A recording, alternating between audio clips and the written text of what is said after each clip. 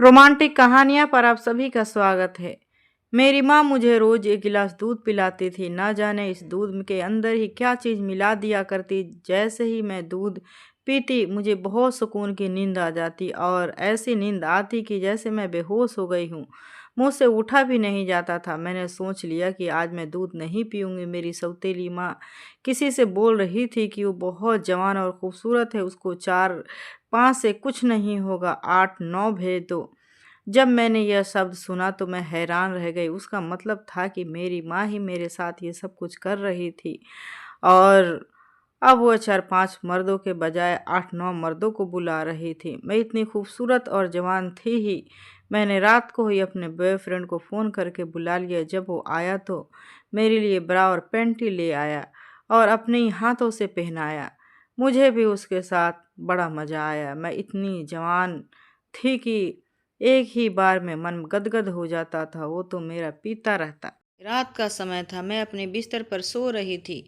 मैं बहुत जवान और खूबसूरत थी और मुझे अपने अलग कमरे में सोने का बहुत शौक था।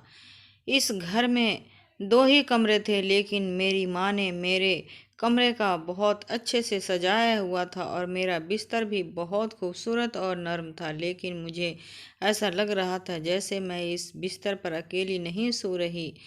मैं तो अपने माँ को भी अपने बिस्तर पर सोने नहीं देती थी और आज ऐसा लगा कि जैसे एक साथ ही मेरे बिस्तर पर 4-5 लोग बैठे हैं। शायद मैं कोई सपना देख रही थी या नींद में, मुझे ऐसा लग रहा था। लेकिन जब आँख खुली तो यह देखकर मैं हैरान रह गई कि मेरे बिस्तर पर वाकई 3-4 लोग बैठे हुए थे और वह चारों के चारों कोई और नहीं बल्कि मर्द थे।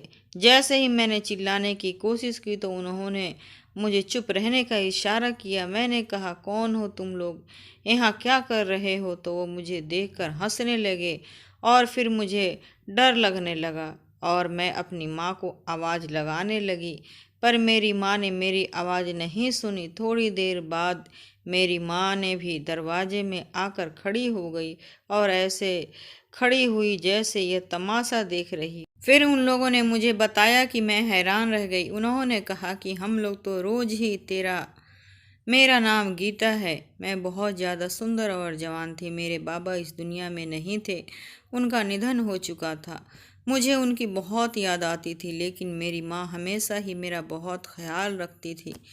मेरे बहुत नखरे थे और क्यों न होते, आखिर मैं इतनी सुंदर और गोरी थी। हमारे पूरे खानदान में मेरे जैसा कोई भी गोरा नहीं था। मेरे बाबा भी संवाले थे और मेरी माँ भी सांवली थी। लेकिन जब मेरा दूध जैसा सफ़ेद रंग सब ने देखा तो सब लोग हैरान होकर रह गए।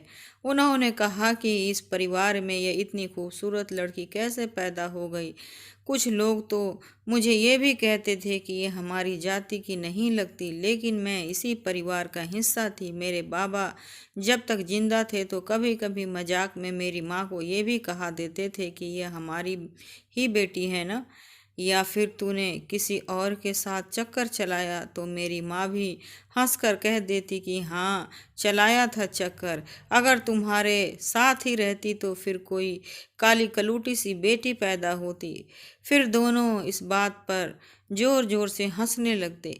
मुझे अपनी सुंदरता पर बहुत घमंड था और मुझे पता था कि मुझे कोई अच्छा रिश्ता मिल सकता है। बेशक हम लोग गरीब थे, लेकिन मेरी खूबसूरती मुझे किसी अमीर परिवार की बहू बनवा सकती थी। इसीलिए मैं अपना बहुत ज़्यादा ख्याल रखती थी और मेरी माँ मेरे लिए बहुत सारे रिश्ते तलाश करने की कोशिश करती रहती थी। पर आजकल मेरे साथ कुछ अजीब हो रहा था। मुझे रात होते ही ऐसा लगता था जैसे मेरे बिस्तर पर ऊपर कोई बैठा है। मैंने अपने कमरे को बड़े चाव से सजाया था, हर तरफ कीमती चीज़ें रखी थी और यह सब कुछ आसानी से नहीं हुआ था। मैंने बहुत ज़्यादा मेहनत और पैसे जमा करने के बाद अपनी पसंद की सारी चीज़ें इस कमरे में रखी थी। मेरा बेड भी बहुत बड़ा था, जिस पर मैं रेशमी चादर बिछा देती थी और तकिए भी बहुत नर्म थे। मैं अपनी माँ को भी अपने कमरे में सोने नहीं देती थी, पर एक रात मुझे ऐसा लगा जैसे मेरे बिस्तर के ऊपर 4-5 मर्द बैठे हैं और ये देखकर तो मैं हैरान रह गई। ऐसा कैसे हो सकता था? मेरी आंखें बंद थी, लेकिन मुझे महसूस हो रहा था। और फिर मुझे ऐसा भी लगा कि जैसे उस समय में से एक आदमी ने मेरी बाजू पर हाथ रखा है। लेकिन जैसे ही मैं एक झटका लेकर उठी तो सामने कोई भी नहीं था। सुबह मैंने यह बात अपनी माँ को बताई तो मेरी माँ बहुत घबरा गई, पर कहने लगी कि तूने कोई सपना देखा होगा। मैंने कहा, माँ, सपना कैसा? सपने में कोई यह थोड़ी ही पता होता है कि आप सपना देख रही हैं या नहीं। मैं सपने में नहीं थी, मैं जाग गई थी। और मैं भी ये भी सोच रही थी कि यह सपना हो सकता है, लेकिन मेरी माँ आंखें तो खुल गई थी। मेरी माँ ने कहा, तू कैसी बातें कर रही है? तेरे कमरे में तो कोई भी नहीं जाता। मैं भी तेरे कमरे में नहीं जाती। बात तो उनकी ठीक थी। ऐसे हमारे घर में कोई ऐसे कैसे आ सकता था, और वो भी रात के समय आता, और मेरी माँ को पता भी नहीं चलता। आजकल गर्मी थी तो मेरी माँ बाहर आंगन में ही सोया करती थी, और इस घर में कोई था नहीं। इसीलिए मैंने भी उनकी बात पर यकीन कर लिया कि हार शायद मुझे ही भ्रम हो गया होगा। पर चलो, मैंने इस बारे में इतना नहीं सोचा। पर मेरी माँ मेरा बहुत ख्याल रखती थी। सुबह नाश्ते में वह मेरे लिए भीगे हुए बादाम, अखरोट, अंजीर, हल्दी वाला दूध, घर में पाली हुई मुर्गियों के अंडे, असली घी का पराठा और मुझे इस तरह की चीज़ें खिलाया करती। और मेरा कोई ऐसा हिसाब था कि मैं जितना भी खाती मुझ पर वजन नहीं लगता। मेरी त्वचा हमेशा ही चमकती रहती। मुझे देखकर हैरान होते और कहते थे कि हाँ, इतना अच्छा खाती है, तभी तो खूबसूरत है। मेरी माँ घर बैठकर लोगों के कपड़े सीती थी, और जो भी पैसे बनते थे वह मुझ पर ही लगाती थी। घर हमारा अपना था और खाने पीने का खर्च इतना ज़्यादा नहीं था। मेरे एक मामा भी थे जो बाहर के मुल्क में होते थे, और वह हर सिर्फ मेरे लिए हर महीने कुछ पैसे भेज देते थे, और मैं उनसे अपनी पसंद के कपड़े और चीज़ें बनवाया करती थी। और मुझे अपनी ज़िंदगी से सबसे बड़ा प्यार था।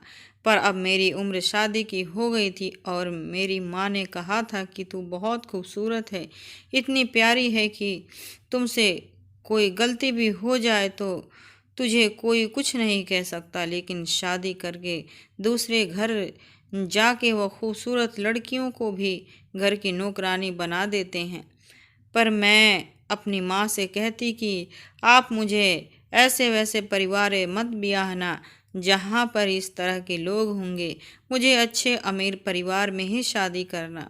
दिन भर भी वह मेरे लिए मेरी पसंद की ही खाना बनाती, और रोज़ रात को मुझे एक गिलास गर्म दूध पिलाती थी, जिसमें थोड़ा सा असली घी भी डाल देती।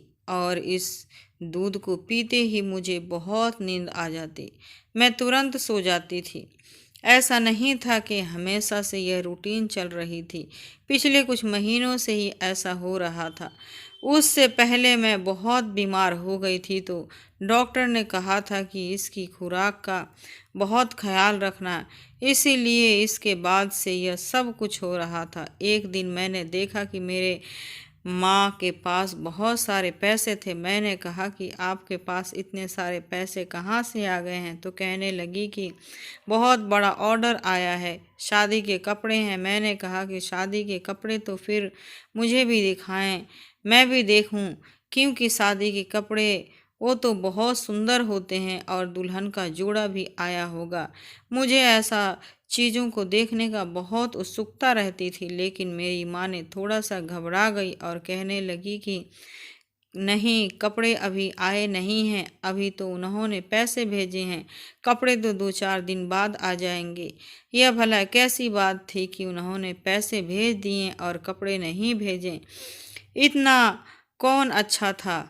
यहाँ पर जो एडवांस में पैसे दे रहा था, इसका मतलब था कि मेरी माँ झूठ बोल रही थी। लेकिन फिर ज़्यादा पैसे कहाँ से आए थे?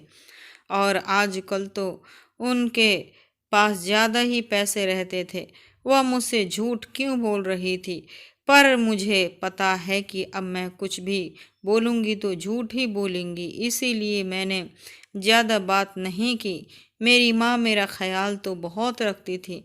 रात को फिर आ गई थी दूध का गिलास लेकर। मैंने कहा कि आज मेरा मन नहीं कर रहा है दूध पीने का, तो कहने लगी आज तो पीना ही पड़ेगा। सुबह तो कह रही थी कि मेरी टांगों में दर्द है, मेरे पैरों में दर्द है।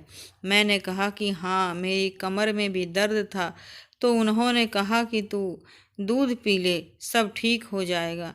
मैंने दूध पी लिया और 15 मिनट में ही मुझे ऐसी बेहोशी वाली नींद आई कि मेरी आंख कब लग गई पता ही न चला। और सुबह हुई तो फिर से मेरे शरीर में दर्द था। मैं लंगड़ा लंगड़ा कर चल रही थी। मेरी माँ परेशान हो गई। उसने कहा कि लगता है तुझे लोग देखते हैं ना, इसीलिए तुझे नज़र लग जाती है। मैंने कहा कि आप भी नज़र पर विश्वास रखती हो? तो मेरी माँ ने कहा हाँ, हम लोग भी नज़र पर विश्वास रखते हैं, क्योंकि कुछ लोगों की नज़र बहुत बुरी होती है और वह आपको इस तरह से देखते हैं कि नज़र लग जाती है। वरना तू खुद सोच कि तू किस चीज़ की कमी है। मैंने कहा कि हाँ, बात तो कुछ ऐसे ही है। मुझे कभी कभी ऐसा लगता था कि रोज रात को मेरे कमरे में कोई न कोई आता था। वह कोई औरत नहीं बल्कि मर्द होते थे। मैं माँ से पूछती थी कि मेरे कमरे में रात को कोई आया था, तो वह कहती कि नहीं, कोई नहीं आया। लेकिन मुझे भी लगता था कि पता चल जाता था कि मेरे बिस्तर पर बैठा है, पर मैं उठ नहीं पाती थी। मुझे वह तो महसूस होते थे, पर मेरे अंदर उठने की हिम्मत नहीं होती थी। मेरी आंखें नहीं खुलती थी, जैसे मैं बहुत ज़्यादा नींद में हूँ। लेकिन ऐसा कैसे हो जाता?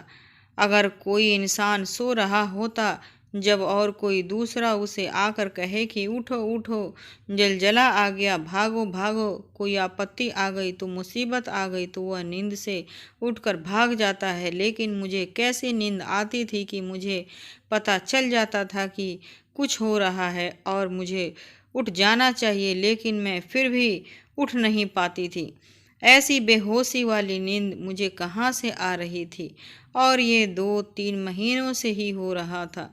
इन 2-3 महीनों में मैं वैसे बहुत कुछ बदल गया था। मुझे अजीब सी नींद आती थी।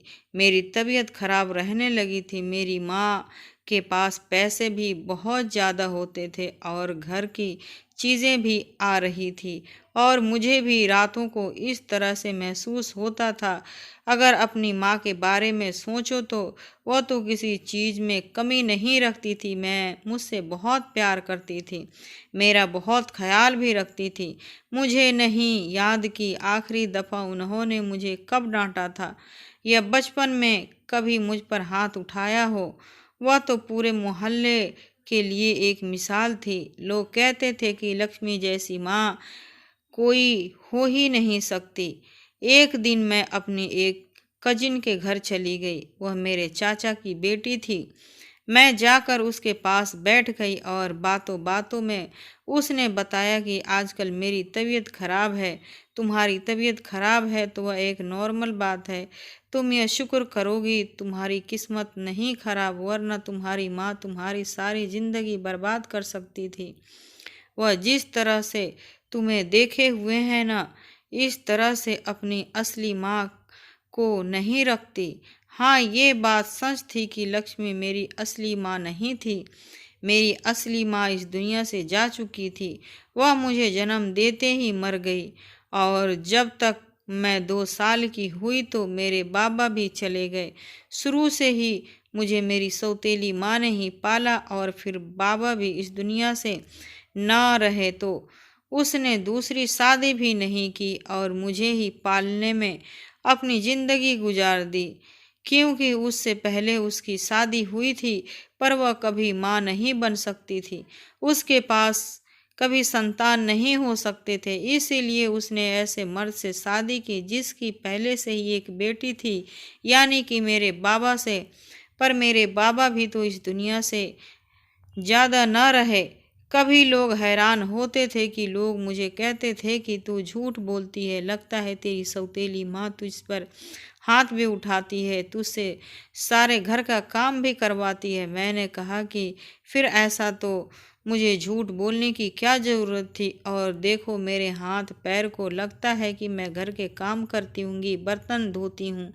तो फिर लोग कहते कि हाँ, लगता तो नहीं है, ऐसा लगता है कि तू बिस्तर से भी नहीं उतरती। मुझे भी पहले यह बात पता नहीं थी कि लक्ष्मी मेरी असली माँ नहीं है। यह बात मुझे 1 साल पहले ही पता चली थी और अब मेरी उम्र 19 साल हो गई थी। वह भी इसी खानदान के एक औरत ने बताया था कि मैंने उसे सीधा कह दिया कि मेरी अपनी माँ नहीं है तो क्या हुआ, मैं तो जब से आँख खोली हूँ उसी को देखा है। अभी तक मैंने ये भी नहीं बताया था कि मुझे पता चल चुका है कि वह मेरी अपनी माँ नहीं है। मुझे उसे यह पता कर दुखी करने की क्या ज़रूरत थी। इसने मेरे लिए इतना कुछ किया था और मेरे लिए यह मेरी माँ से भी बढ़कर थी। लेकिन लोग बातें करते थे, वह कहते थे कि आज तक ऐसी कोई सौतेली माँ नहीं देखी जो अपनी सौतेली औलाद के लिए इतना करे। इतना तो कोई अपनी माँ भी अपने बच्चे के लिए नहीं खिलाता और इतनी मेहनत करती, यहाँ तक कि अपने दूसरे शादी भी नहीं की। यह कैसे हो गया?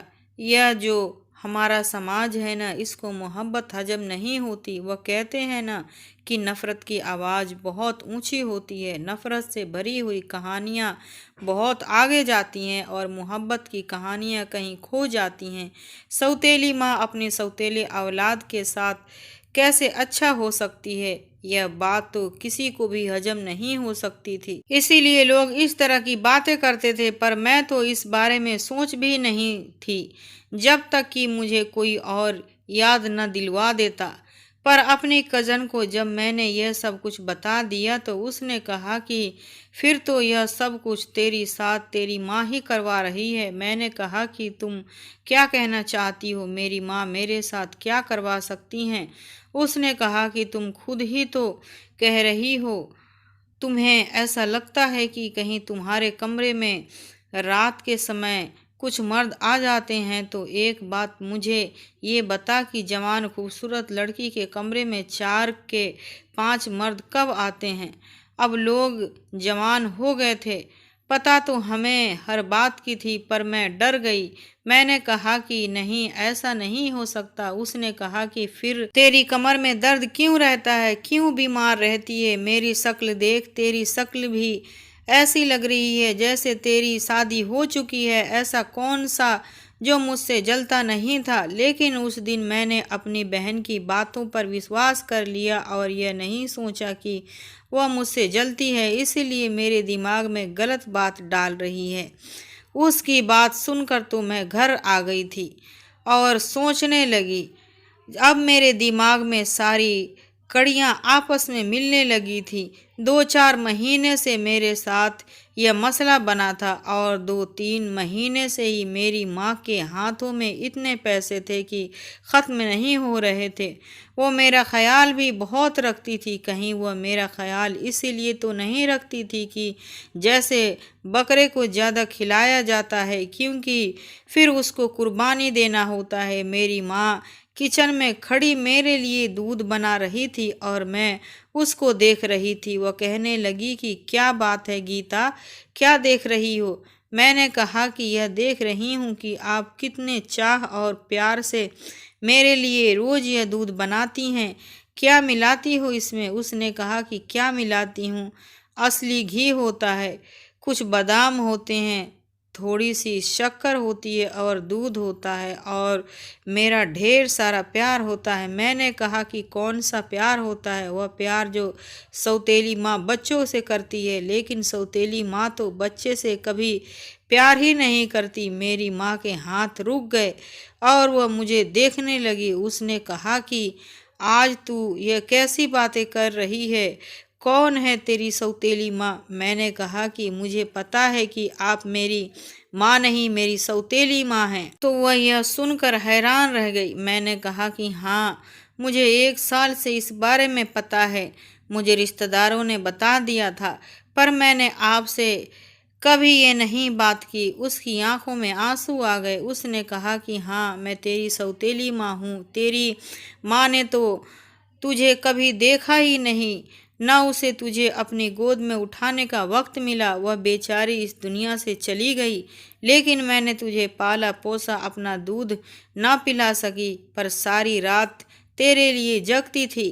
तुझे यह बात जिसने भी बताई है ना गीता, यह बात हमेशा याद रखना कि वह कभी भी तेरे लिए अच्छा नहीं सोचती होगी, वरना वह मुझे यह न बताती। मैंने कहा कि हाँ, मुझे भगवान की कसम है कि जब मुझे यह बात पता चली थी तो मुझे कोई फ़र्क नहीं पड़ा था। मैंने उसको भी यही कहा था कि अगर मेरी माँ सौतेली है तो क्या हुआ, मेरे लिए तो वह मेरा सब कुछ है। लेकिन आज कुछ मुझे ऐसा लग रहा है कि मैं अपनी माँ होती है और पराई माँ पराई होती है। तो मेरी माँ ने कहा कि क्यों, आज ऐसा क्या हो गया है कि तुझे ऐसा लग रहा है, क्या गलती कर दी है मैंने, तू मेरा दिल जला रही है। तुझे एक बात बताती हूँ, अपनी माँ बहुत प्रेम करती है ना बच्चों से, क्योंकि उसने उस बच्चे को खुद जाना होता है, उसके लिए तकलीफ उठाई होती है, तो उसका प्रेम करना तो बनता है ना। वह प्रेम नहीं करेगी तो कौन करेगा, उसका अपना बच्चा होता है। लेकिन अगर सौतेली माँ अपनी माँ से भी बढ़कर प्यार करे तो फिर यह बहुत बड़ी बात होती है, क्योंकि उसने आपके लिए कोई तकलीफ नहीं उठाई होती है, आपको जाना नहीं होता है, फिर भी वह आपसे प्यार करती है तो उसके नंबर ज़्यादा बनते हैं। गीता, मैंने तेरे लिए अपनी जवानी खराब की है, तुझे ये बात नहीं करनी चाहिए। यह पीले दूध और का गिलास, इतना कहकर वहाँ से चली गई। मुझे भी बाद में ऐसा लगा कि मैंने कुछ ज़्यादा ही बोल दिया है, पर सुबह जब मैंने अपनी माँ के सिर्फ एक लफ्ज़ सॉरी का बोला तो वह मुझे बिल्कुल पहले जैसी हो गई और उसने कहा कि कोई बात नहीं, बच्चे तो इसी तरह के होते हैं, लेकिन माँ बाप जो होते हैं ना, उनके दिल बहुत बड़े होते हैं, इसीलिए वो माफ़ कर देते हैं। मैं फिर से अपनी कजिन से मिलने गई और मैंने उसे सब कुछ बता दिया। उसने कहा कि यह जो तेरी सौतेली माँ है ना, यह पहले हमारे साथ रहती थी, तू इससे पूछ कि इसने घर परिवार क्यों छोड़ा और यह तुझे लेकर इतनी दूर के इलाकों में क्यों चली गई। इसीलिए ताकि अपनी मर्जी से रह सके, क्योंकि वहाँ पर तो तू हम सब के लिए आंखों के सामने रहती थी। एक मोहल्ला था, उसमें आधे से ज़्यादा हमारे अपने ही घर के थे, सब लोग एक दूसरे के जानने वाले थे। पर यह बात हमारे बड़ों के भी अच्छी तरह पता है और अब तक नहीं समझ सके कि एक दिन इसको न जाने क्या हो गया था कि यह तुझे उठा के पागलों की तरह भागी और कहने लगी कि अब मैं अपनी बेटी को यहाँ नहीं रखूँगी। और उसी वक्त तेरी उम्र ही क्या थी, बहुत कम उम्र की थी तेरी। मैंने कहा कि हाँ, ये बात तो मुझे भी याद है, लेकिन यह सब क्या हुआ था, कैसे हुआ, मुझे भी आज तक नहीं पता चला। बस उस दिन के बाद से ही हम लोगों ने दूसरा घर ले लिया था। यह घर मेरी माँ बाप का था, यानी कि मेरी सौतेली माँ बाप का, और यहाँ पर अब हम लोग रहते हैं। इसीलिए मैंने अपने रिश्तेदारों से ज़्यादा मिल नहीं पाती थी, पर मेरी यह कजिन मेरी अच्छी दोस्त थी, तो कभी कभी मैं इसके घर चली जाती थी। ये सारी बातें सोचना भी नहीं चाहती थी, लेकिन अब शायद मुझे सोचना चाहिए था, क्योंकि यह सब कुछ आम नहीं था। मुझे रोज़ रात को ऐसा क्यों लगता था कि जैसे मेरे बिस्तर पर 4-5 मर्द बैठे हैं। कहीं ऐसा तो नहीं था कि मेरी माँ मुझे बेच रही थी, और क्यों न बेचती मुझे, मैं इतनी सुंदर थी, खूबसूरत थी, वह मेरी खूबसूरती को बेच सकती थी और आजकल उसके पास बहुत ज़्यादा पैसे भी होते थे। एक दिन मैंने फिर से उसे सवाल जवाब करना शुरू कर दिया। मैंने कहा कि तुम्हारे पास इतने पैसे कहाँ से आते हैं। तो उसने कहा कि यह तू मत पूछ कर पैसे कहाँ से आते हैं, लेकिन तुझे मैं बहुत ज़्यादा खुश कर दूंगी। मैंने कहा कि हाँ, मुझे भी तो कुछ करना चाहिए। जब खुद इतनी खुश हो रही हो तो मेरी माँ ने भी कहा कि आजकल तू मुझसे किस तरह से बातें करती है। जब तू बचपन में गलती करती थी तो मैं तुझे थप्पड़ भी मारती थी। मैं तेरी सौतेली माँ सही, लेकिन तुझे प्यार भी मैंने किया है और गुस्से भी मैंने ही किया है। लेकिन अब तू इस तरह की बातें क्यों कर रही है, क्यों मुझे गुस्सा दिला रही है। मैंने कहा कि गुस्सा आएगा तो क्या कर लोगी, ऐसा कुछ सोचना भी नहीं। वाकई मेरी जुबान में जहर घुल गए थे। मुझे मेरी माँ पर गुस्सा आ जाता था, क्योंकि मुझे पता था कि वह मेरे साथ कुछ कर रही थी, और अगर वह मेरे साथ ऐसा कुछ कर रही थी तो क्या यह छोटी बात थी। वह मुझे इस्तेमाल कर रही थी। रोज़ कहती थी कि तेरे लिए कोई रिश्ता तलाश करना है, लेकिन आज इस बात का 1 साल हो गया था कि कोई भी रिश्ता हमारे घर नहीं आया था। इसका मतलब था कि रिश्ते के बारे में भी झूठ बोलती थी, ताकि बस मुझे इस तरह लगाए रखें कि हाँ रिश्ता है, लेकिन कोई रिश्ता नहीं था। मैंने सोच लिया कि मुझे क्या करना है। ये जो मेरी माँ मुझे रोज़ 1 गिलास दूध पिलाती थी ना, इस दूध के अंदर ही वह कोई ऐसी चीज़ मिला दिया करती हैं, क्योंकि जैसे ही मैं दूध पीती थी मुझे बहुत सुकून की नींद आ जाती थी, और ऐसी नींद आती थी कि जैसे मैं बेहोश हो गई हूँ, मुझसे उठा भी नहीं जाता था। मैंने सोच लिया कि आज के दूध नहीं पीऊँगी, लेकिन उसको ये भी बात नहीं बताऊँगी। नाटक करूँगी कि दूध पी लिया है, लेकिन असल में दूध नहीं पीऊँगी। फिर देखूँगी कि रात को क्या होता है, क्योंकि मुझे याद है कि एक दिन मैंने दूध पीने से इनकार कर दिया था, लेकिन मेरी माँ ने फिर भी मुझे ज़बरदस्ती दूध पिलाया था और कहा था कि यह सब तेरे लिए बहुत ज़रूरी है। असल में मेरे लिए ज़रूरी नहीं था, उनके अपने लिए ज़रूरी था। अब मैं कोई छोटी बच्ची नहीं थी जो मैं बेवकूफ़ बनती जा रही थी, और मैंने ये भी सोच लिया था कि अगर मेरी माँ गलती हुई तो मैं इसके साथ बिल्कुल अच्छा नहीं करूँगी। पुलिस को बता दूँगी, अपने रिश्तेदारों के पास रहने के लिए चली जाऊँगी और इसको सज़ा दिलवाऊँगी। एक दिन मैंने उसी से पूछा कि तुम्हारे पास मेरी असली माँ की कोई तस्वीर है। उसे यह बात बहुत बुरी लगी। उसने कहा कि तुझे तेरी अपनी माँ याद आ रही है। मैंने कहा कि याद कैसे आएगी, अब मैं उसको जानती नहीं हूँ, पर देखना चाहती हूँ कि वह कैसे लगती हैं। इसका मतलब है कि वो भी मेरी तरह खूबसूरत थी, तभी तो मैं उसी पे गई हूँ।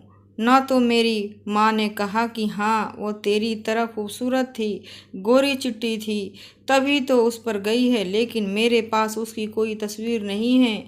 अगर मेरे पास तस्वीर होती तो मैं तुझे ज़रूर दिखाती, लेकिन तू अपने आप को शीशे में देख ले, तू ही समझ ले, तू अपनी माँ को ही देख रही है, बिल्कुल तेरी तरह ही थी।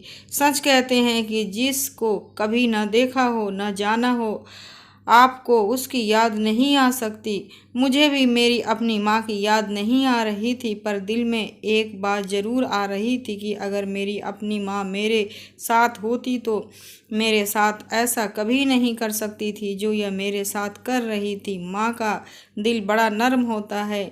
माँ बच्चे को कभी कोई तकलीफ़ नहीं होने देते।